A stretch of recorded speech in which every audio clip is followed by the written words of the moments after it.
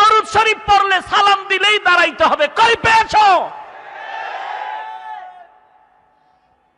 মাস্তানি করো।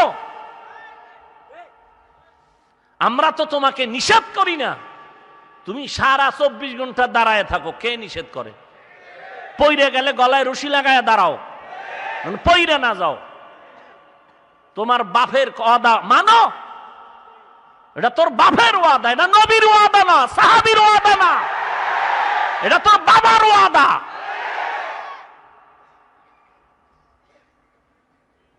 নবীর দরুদ পড়তে বলেছেন, সালাম পাঠাইতে বলেছেন।